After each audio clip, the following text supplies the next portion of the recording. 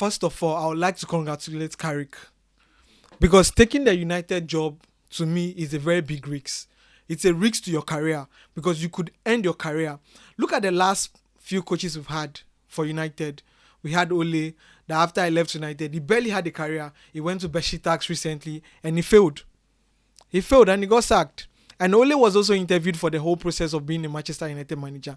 And Ole wants to be a United manager after how it ended with United. Because it feels like United is a club that, oh, I can come back and win some few games and I'll get the big bonus and I'll get a big contract. Ole, is that what it means to be a lover of the club, to love the club and cherish the club and be like, I am a United legend, I love this club, I'm willing to give my all for this club, for you to get a big fat bonus at the end and get a contract?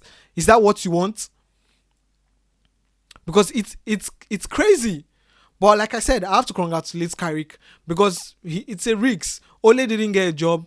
Ten Hag got like 3 games for Bayern Leverkusen and he got sacked. And now he's probably a sporting director somewhere in the German league or somewhere. I can't remember at this very moment.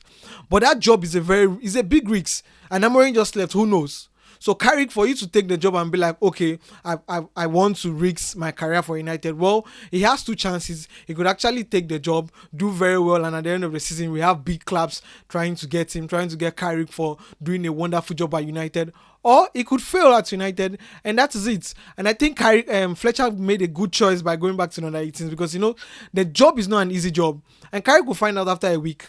After training with those players after a week, he will know that, no, this is not a good job. This is actually a very difficult job than I thought. But yet again, I have questions for my brother and Jason Wilcox. You're taking decisions over pride because I feel like Amorim, everyone knows Amorim's start was so poor. He had at around 38 win rates, which is so bad because we have an Alonso with 76%, even getting sacked. But he had a win rate of 36. And we are calling for a sack at a certain point. A lot of people wanted him sacked. I made some few tweets about him leaving because it was just abysmal. Look at how Amorim is not even making me pronounce the words right. But he really had a bad start. And I feel like after the draws against Wolves and the rest, he should have left. Because anytime you want to make progress, then you lose a game or you draw a game.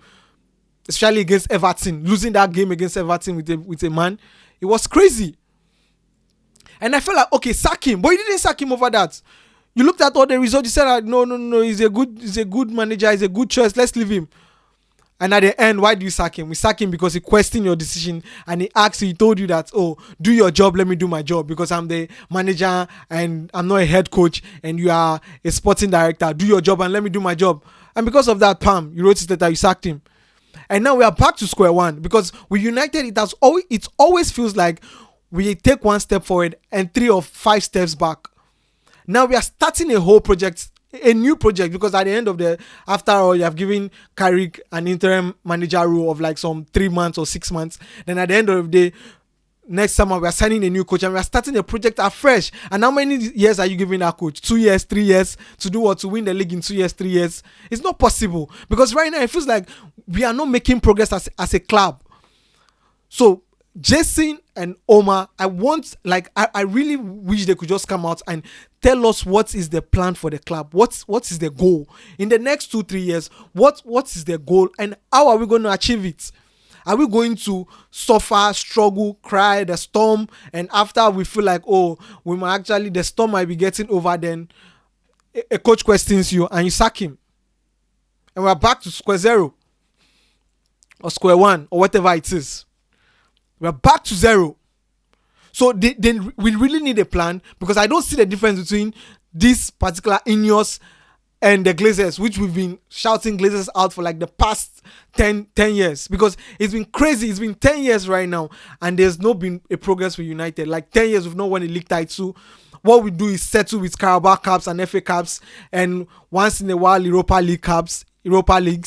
That is not United. It's crazy. That is not United. This is not the team I grew up supporting. So they need to give us a plan, give us a vision, and how they are going to accomplish it. Because it's becoming frustrating right now as a United fan.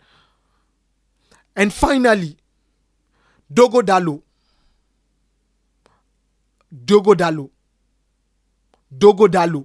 Please leave my club. Please leave my club.